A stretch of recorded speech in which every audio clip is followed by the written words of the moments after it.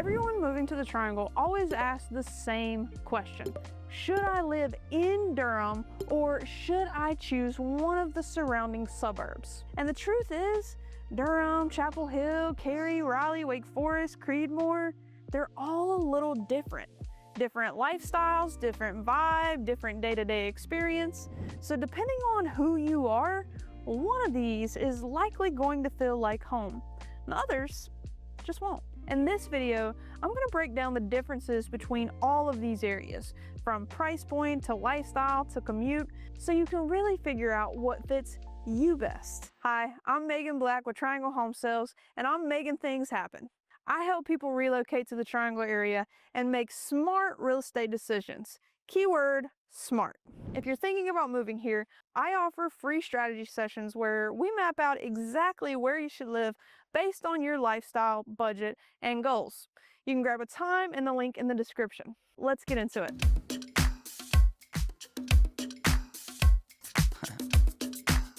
Let's start with Durham because this is one people either fall in love with or they just don't like it. Durham has personality, it has grit, it has culture, and it's not trying to be perfect. And that's exactly why people like me fall in love with it. This is where you're going to find some of the best food in North Carolina. There's a really strong art and music scene here, and it feels really inclusive. There's a big LGBTQ presence here, a lot of local diverse businesses. It's a place you can let your quirky flag fly. Literally, my wife and I were driving down the street and passed by two very artsy dressed people, and we both looked at each other and immediately said, "We love Durham." Tons of local thrift shops, the D-Pack for theater and music, the Hayti Center for poetry and film. There's local murals everywhere. Art and creativity are literally at the heart of Durham. From a price point perspective, I typically have two types of buyers. First-time home buyers are usually somewhere in that $350,000 to $450,000 price point, varying between single-family and townhomes. When I have buyers who are looking to upsize or looking for their next move, they typically stick between that $650,000 to $850,000 price point. I find that most of these buyers are looking for homes and neighborhoods with some character. People looking to get out of that cookie cutter neighborhood and into the Durham vibes. Commute-wise, you're in a really strong position.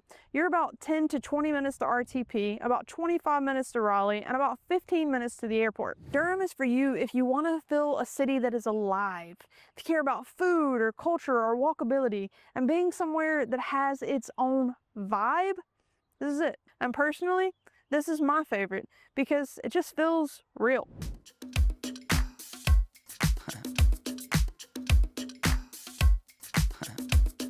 Chapel Hill is a completely different experience. While it still has that granola feel to it, it's a little bit less gritty than Durham. It's definitely a more polished feel. UNC is located in Chapel Hill, so it's a college town. There are tons of young adults and students downtown most of the year. Overall, there's a strong academic presence here. One thing I love about Chapel Hill is the architecture. There are tons of cool homes and cool developments in this area. One that I learned most recently is called Array Sustainable Living. It's North Carolina's first 100% net zero energy residential community.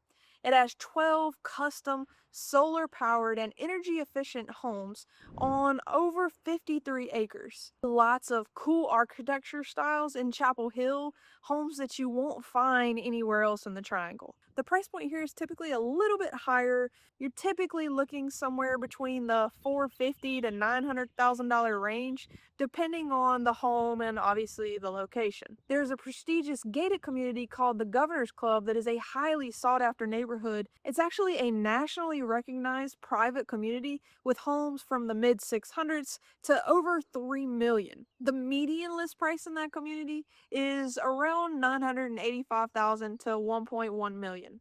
Now, commute-wise, you're about 15 to 20 minutes to Durham, about 20 to 25 minutes to RTP, and closer to 35 to 45 minutes to Raleigh. And you're willing to drive and spend maybe a little bit more money to live right outside of the middle of everything.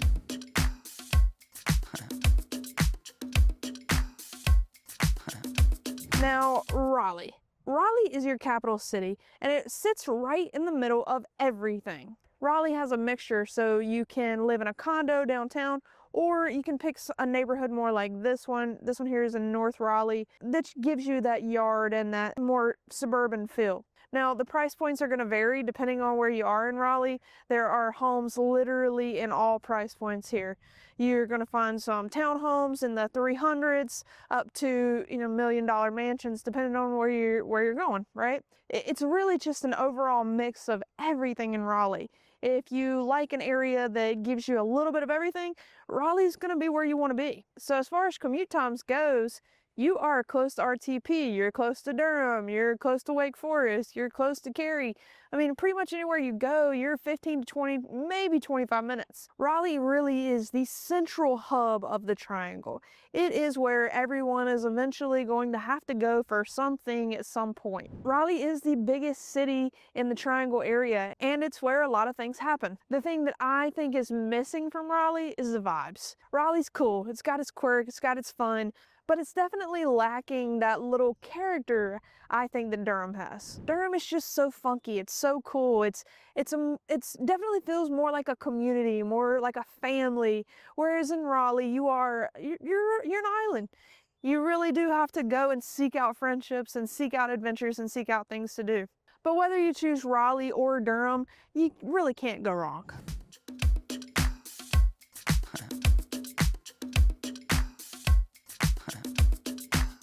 Now let's talk about Wake Forest.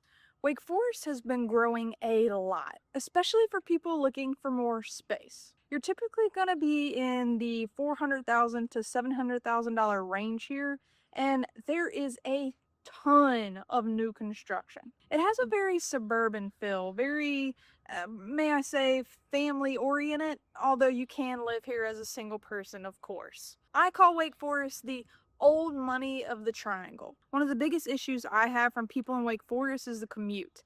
It's not that it's so far away from everything, but a lot of people move into this area, and so there's just a lot of traffic from here to RTP and from here to Raleigh and here to Durham. I've had several clients move from the Wake Forest area into Chapel Hill or Cary or Durham just because they got tired of the traffic here. Now, with that said, if you don't mind traffic and you don't mind the commute, or say you work from home, Wake Forest is great if you want space and a quieter lifestyle, but still want to be somewhat connected. The downtown here is really cute and quaint, and it has some really fun local bars and local restaurants. It's one of those places where everyone knows everyone. However, if you're looking for a bigger music or art venue, Wake Forest is lacking in this area, in my opinion. All in all, Wake Forest is great for someone who likes that quiet living, that more suburban feel, but still likes access to the necessities.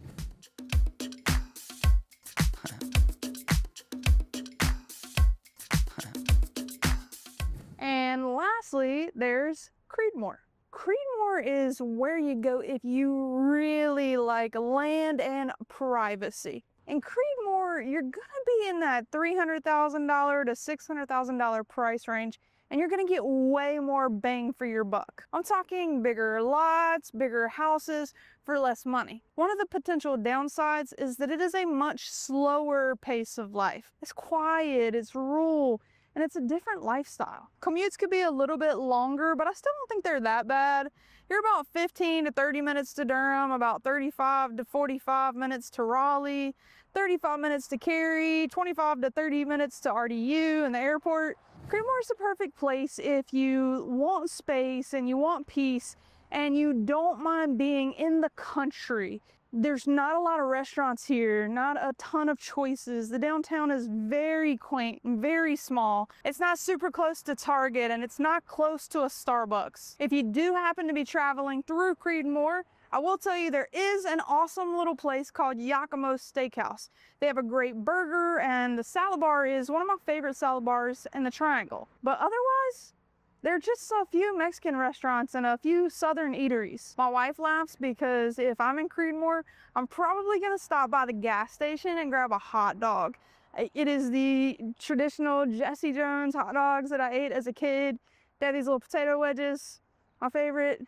Anyway, I see you judging me, don't judge me, but do reach out in the description below and book your strategy session so we can figure out exactly where you want to be. So here's the simplest way to think about all of this. Durham is culture, food, and character. Chapel Hill is refined academic granola. Cary is secure structure. Raleigh is city and central. Wake Forest is suburban old money. And Creedmoor is land and quiet. There's no one-size-fits-all answer. It really comes down to what you want your day-to-day life to feel like. If you're trying to figure out where you should live in the triangle, this is exactly what I help people with every single day. I offer free strategy sessions where we go through your budget, your lifestyle, your commute, and really figure out where you're going to be the happiest before you make a huge decision. You can grab a time in the link in the description, and if this video was helpful, make sure to like and subscribe. I got a lot more coming on living in Durham and the Triangle. See you soon.